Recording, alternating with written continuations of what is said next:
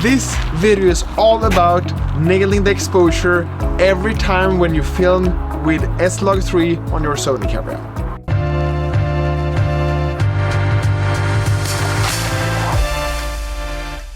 It was a little bit too noisy on the previous location, so this is a lot better. One of the most frustrating things that I can find is that you have captured your video, you have put down all this time and effort into it, and then you're getting home or you're getting into your office and you dump the footage into your computer and start editing it, and just to realize that you can't use one or maybe multiple clips that you have recorded just because you have set the exposure incorrect.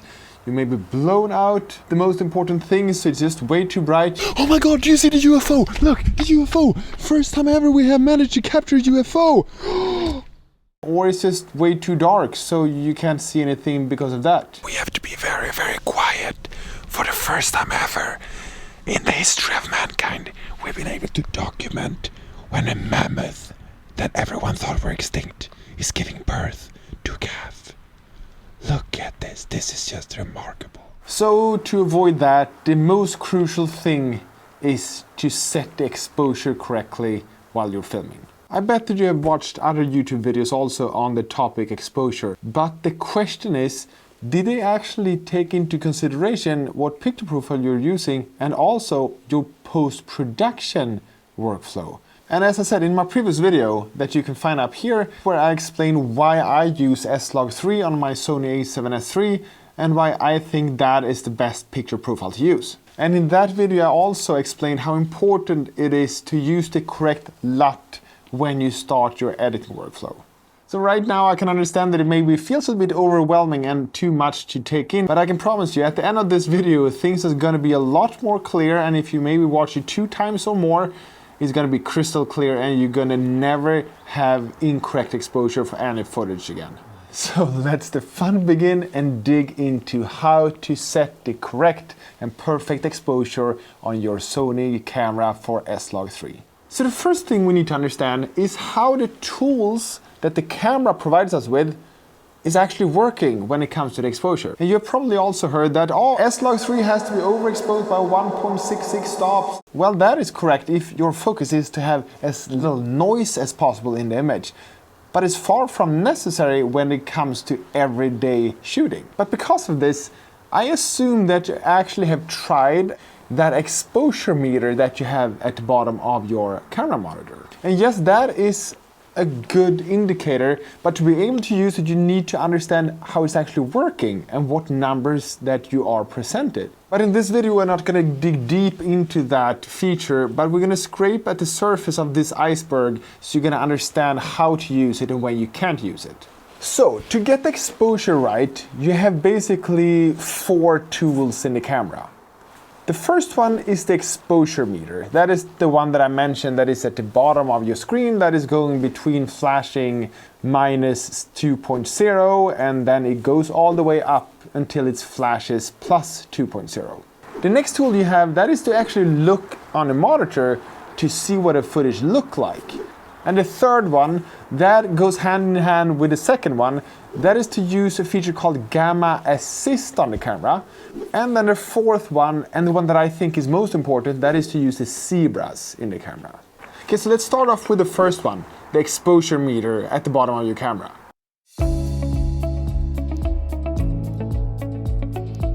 And if we just go into the settings so you can see what settings I have on my camera, we go into the exposure setting, and here I use multi for about 99% of the time. Multi means that it's evaluating all sections of the screen. And what the camera does is that it takes all that information and it averages it out and compare that to something that is called 18% gray or neutral gray. And to make it just a little bit easier to understand, I'm just gonna compare it to what if you take everything that you capture, you put it into Blender, you mix it, and then you just pour it out in a pile, and you then just put it out on the table. And then you have a neutral color, everything looks the same. And then it compares that to a template that is 18% gray. And if the thing you poured out from the mixer is brighter than that 18% gray test sheet, well, then the exposure meter in the camera is going to give you a positive number, something that is above 0.0. And in the opposite, if the thing you pour out from your mixer is darker than this 18% gray card, well, then you're instead going to get a negative number. Here, for example, in this shot, I have lots of bright things here in the background, snow. And if I take a look at the monitor, it's actually flashing plus 2.0, which means that it's way overexposed.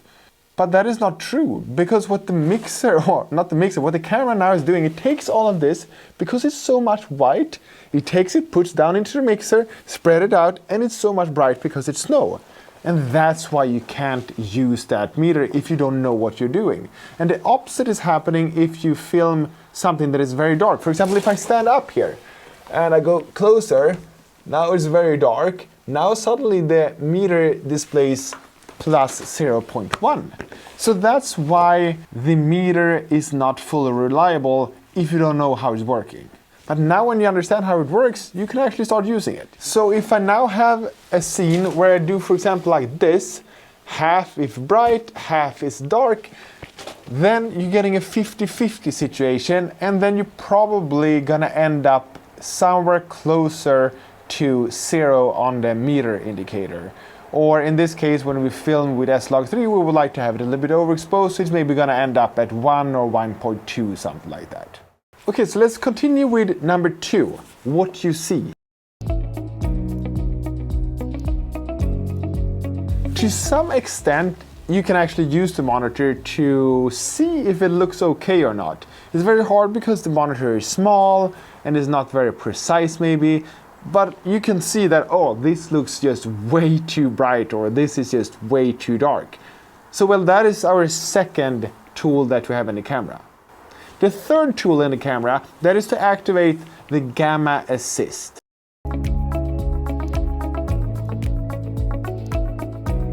And what the Gamma Assist is doing with the camera, it's taking a built-in LUT in the camera and it applies that to what you see on the monitor, and the result is that you're getting something that is a lot closer what you're gonna see on your computer after you have applied a LUT there. So to turn that on, we're gonna do like this. Go into the menu and then we turn on Gamma Assist. Okay, so now it's time for the most important tool, tool number 4, and that is the zebras. You've probably heard about the zebras before when it comes to the camera, and what it comes from is the stripe pattern that zebras has. And that is what we're gonna see in the monitor when we have activated zebras. And that helps us to identify an exposure that we're looking for. And because we use the zebras so often, I prefer to have it mapped to one of my custom buttons on my camera. And if you would like to see how I actually have mapped my camera, you can watch this video up here and we're gonna go through all of that. What I'm gonna do now is that we're gonna go through how to map the zebras to the AEL button at the top of the back of the camera. And why I have it there is just basically because you have that little check pattern on that button, so it's easy to remember that it has to do something with the pattern. Okay, so now we have assigned the zebras to the AEL button. So let's press the AEL button and now let's set 2 custom values to C1 and C2 that are the custom slots where we can save our own presets for zebras. So for C1, I'm gonna have standard range 56 plus minus 3.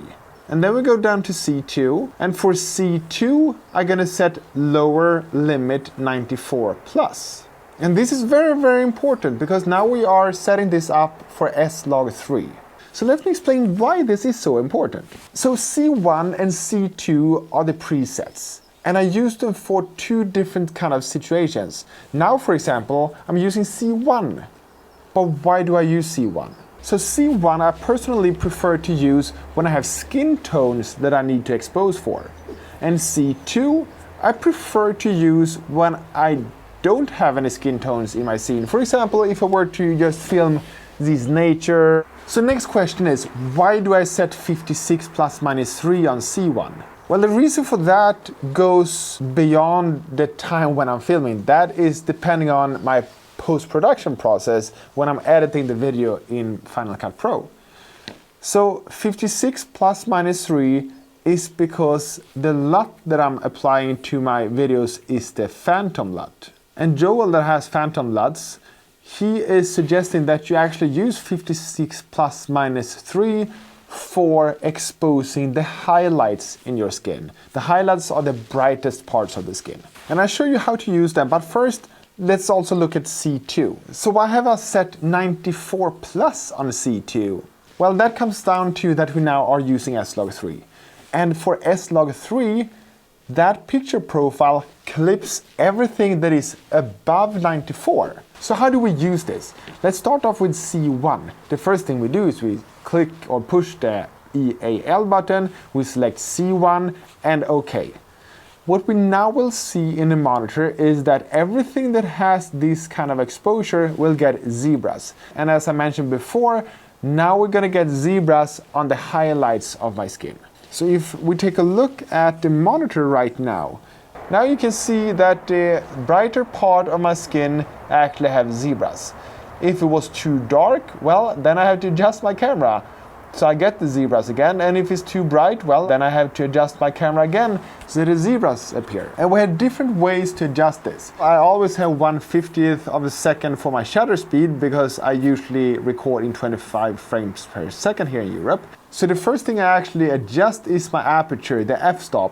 And with that one, I decide how much depth will I see. In this very scenario, I use f5.0. The next thing we're going to adjust is the ISO. In this case, I use ISO 800. I can see I was supposed to use 640, but it turned out to be 800. But it still works.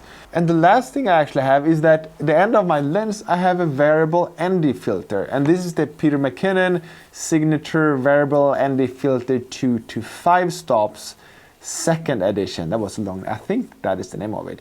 But what it does is that I can actually, let me show you with this camera. So what I can do is that I can actually twist this one and then it gets brighter or it gets darker.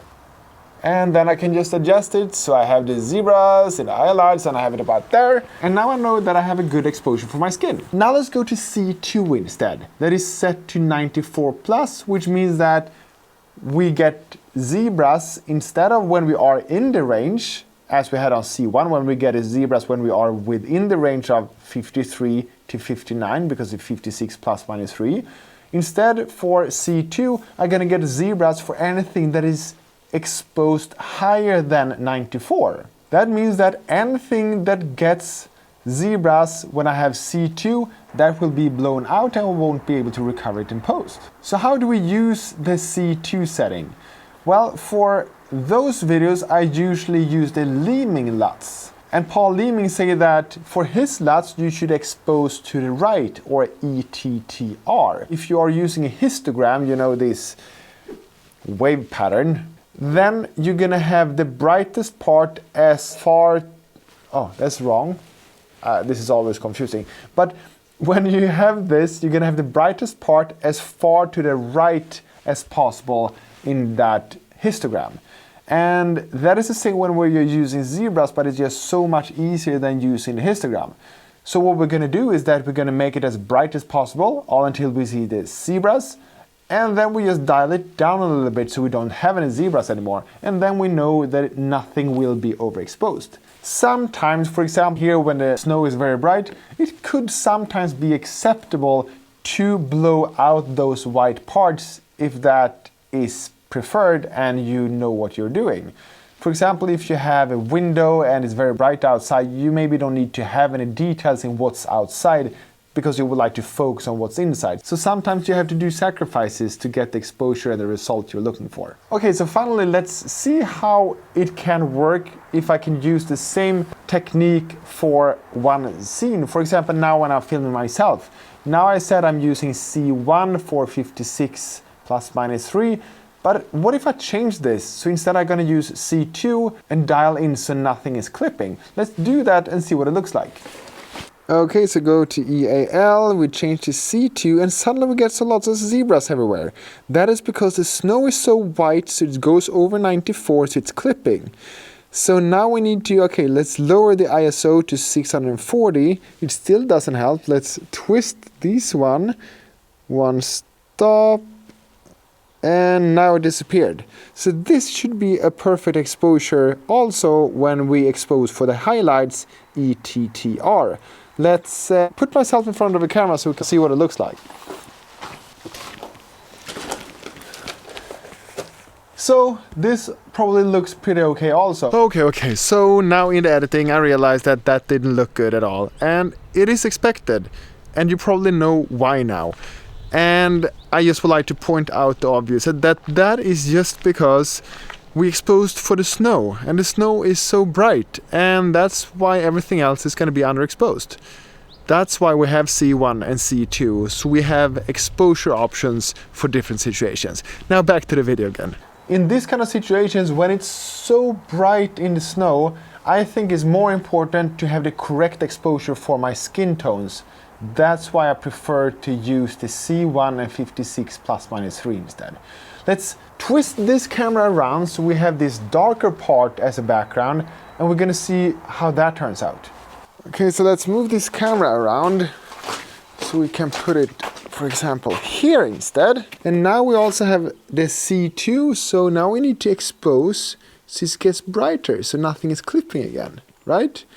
And now we also have to work a little bit more with the f-stop to increase it. There it's clipping, go down, down, down, there it's not clipping anymore. And now I can put myself in front of the camera. Now I'm exposed for the highlights, not my skin, for the highlights in the scene. So now let's change to C1 again so we can see what that looks like. So now you should have two great tools how to nail your exposure in every single situation and scenario. You have one tool for the situations where the environment is not really supporting the skin tone, then you can use the C1 for setting the exposure just for the skin tones, and then for any other kind of environments you can set the C2 and expose for the highlights. I hope you liked this video. If you did, please give it a thumbs up and subscribe if you haven't already. See you in the next video. Bye.